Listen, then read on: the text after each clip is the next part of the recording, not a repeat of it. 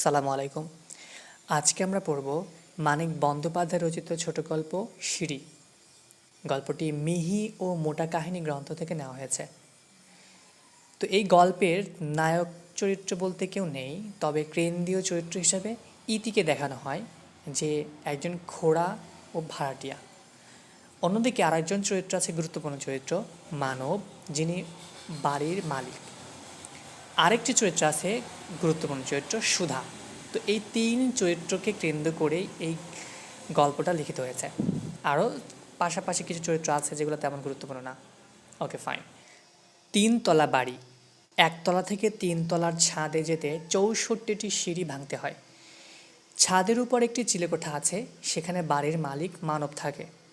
একা মানুষ মানব, মধ্যবয়স। ইতি থাকে একতলায়। ইতির সাথে মানবের খুব ভাব। ইতিরা তিনজন, মা, ৩ বছরের ভাই এবং ইতি। ভাইটির সারা শরীরে অনেক পাচড়া হয়েছে।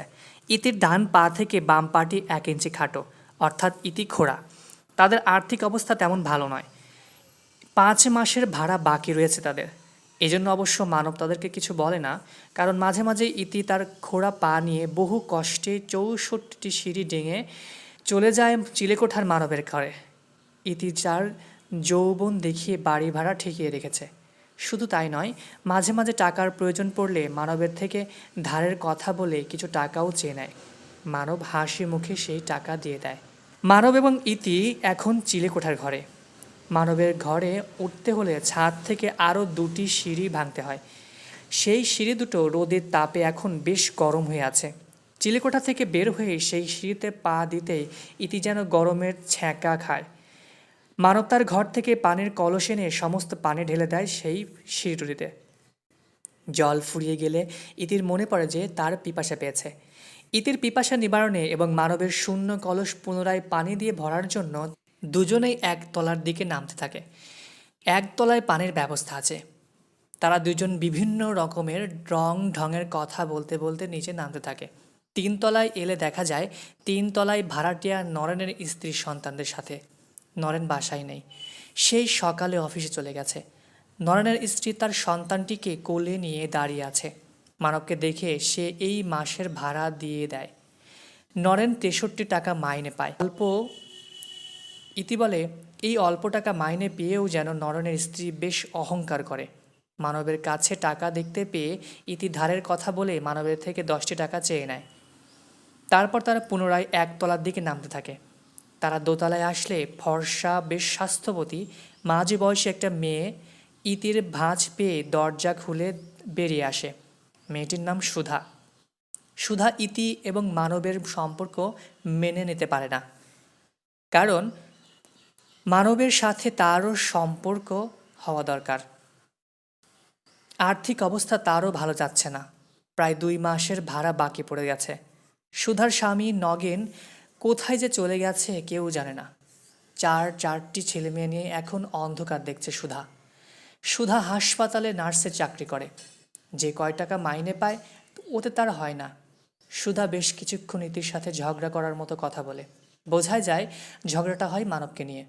তারপর প্রায় কাঁদতে কাঁদতে ভেতরে চলে গিয়ে দরজা বন্ধ করে দেয়। একতলায় চলে আসলে দেখা যায় বারান্দায় মাদুরে বসে দেওয়ালে ঠেস দিয়ে ইতির মা চোখ বুজে আছে। পাশে ৩ বছরের ন্যাংটো ছেলেটির পড়ে আছে। তার সারা শরীরে পাচড়া, মাছি ভন ভন করছে গাগুলোতে। ইতির সাড়া পেয়ে ইতির মা চোখ মেলে তাকায়। সে ইতির পায়ে রক্ত দেখতে পায়। ইতির মা এই রক্তের কারণ জিজ্ঞেস করলে ইতি বলে তার পায়ে পাচড়া হয়েছে, সেই পাচড়া গলে রক্ত পড়ছে। ইতিরও পাচড়া হয়েছে শুনলে মানব ইতিকে পাচড়ার কথা জিজ্ঞেস করে। তখন ইতি বেশ রেগে যায়।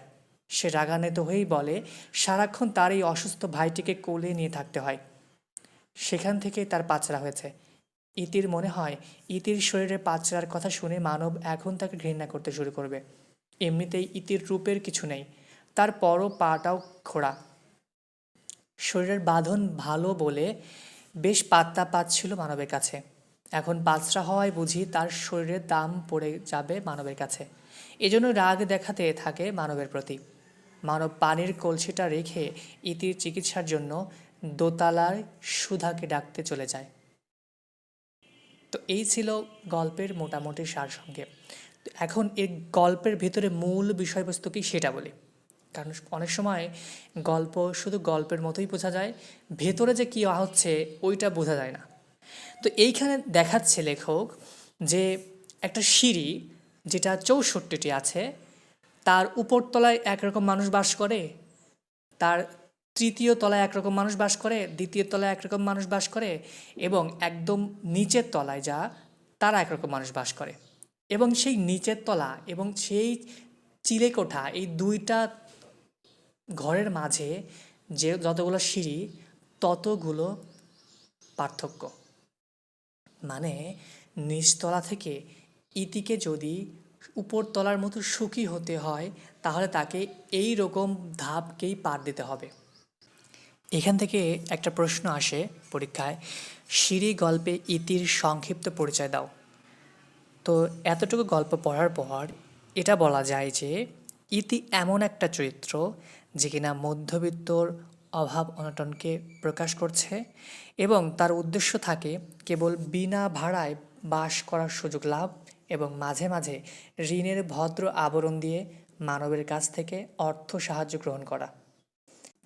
প্রতি মুহূর্তে আমরা অনুভব করি যে স্বাভাবিক প্রণয় দেখিয়ে একজন ফাঁকি দিয়ে তার অস্তিত্ব রক্ষার জন্য অভিনয় করে যাচ্ছে, অনেকটা ব্যক্তিত্বহীনের মতো। তো সেই মানবের দুর্বলতার সুযোগ গ্রহণ করে অন্যজনের লালসতা চরিতার্থর এক সুচতুর আবেগহীন পরিকল্পনা ইতির মধ্যে প্রকাশ পায়, তাই না? সে তো নিজের প্রয়োজন, নিজের স্বার্থপরতার জন্য সে অন্যজনকে ব্যবহার করে, কখনো টাকা ধার নেয়, কখনো বাড়ির ভাড়া বাকি রাখে। আরেকটা জিনিস খুব ভালো করে লক্ষ্য করা যায়, যেই সুধার সাথে কিছুক্ষণ আগে ইতি ঝগড়া করে এসেছে, তার অসুস্থতার জন্যই আবার সেই সুধাকেই ডাকতে যাওয়া হয়। এই যে মধ্যবিত্তের একটা টানপোড়েন অবস্থা, একে অপরে পরস্পরের সাহায্য সহজতার মধ্যে বেঁচে থাকা, এই জিনিসটাও কিন্তু এখানে প্রকাশ পাইছে। যাই হোক, আশা করি বুঝতে পারছো।